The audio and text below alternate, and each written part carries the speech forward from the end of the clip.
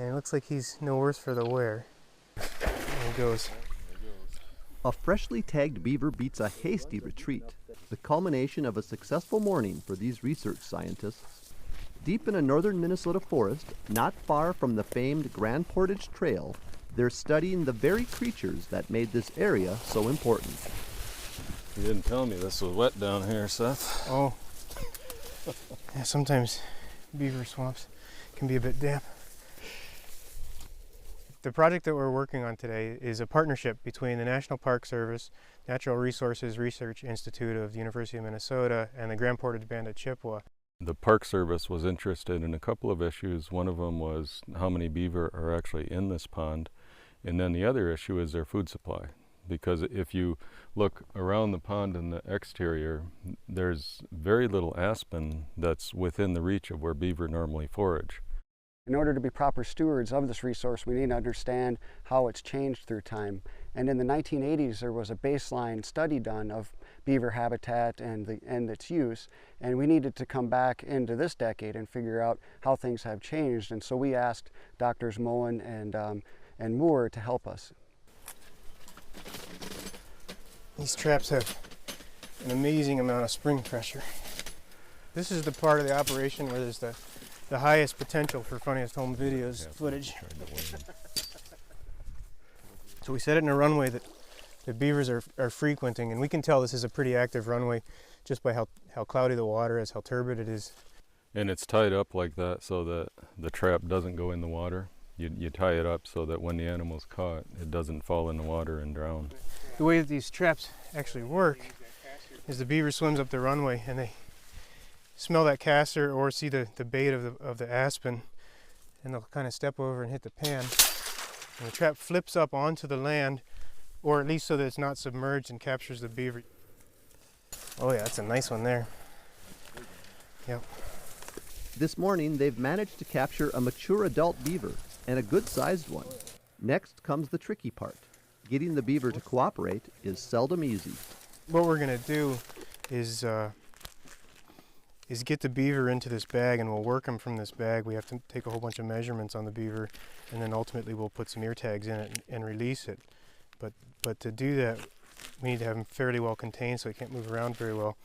So we put them in this bag, and then we cut a hole in the bag so that we can work up various body parts without having the beaver to have free access to our hands. It's a struggle, but the beaver is finally coerced into the bag and removed from the trap. With Ron holding tightly, the measuring begins. Calipers. Calipers and a tape measure. Zygomatic arch, Brandon. Yes. 102.9 millimeters. Okay, I'm doing tail length and width. Yeah. Tail length from the hair to the tip of the tail Is 369 millimeters. Tail width at the widest part is 169 millimeters. The biologists also measure the thickness of the beaver's tail to see how healthy it is. A thick tail means a fat, happy beaver with plenty of energy. When we started the study a year ago, there were no beaver in this pond. It's entirely possible that the beaver that are in this pond came from the upper pond and were the offspring of that pair up there. Visitors to Grand Portage National Monument can see an active beaver pond up close.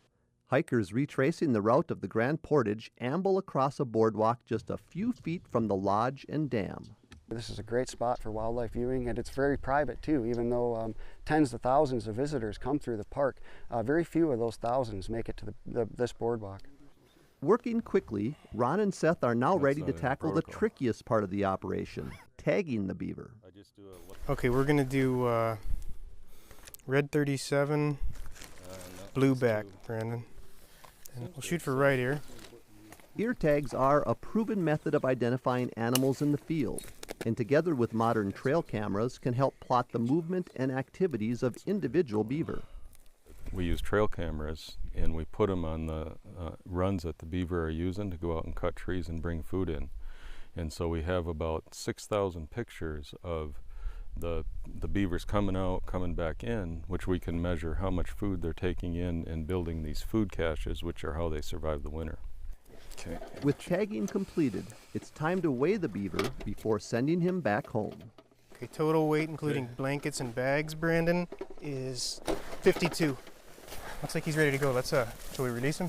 Or should I get a picture? I think we should let him go. You ready? The hands-on field component of the job is always fun and interesting and exciting. It's why we're out here and why we do what we do.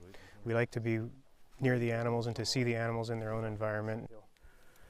When he sees no obstruction, there he goes. All right, there he goes.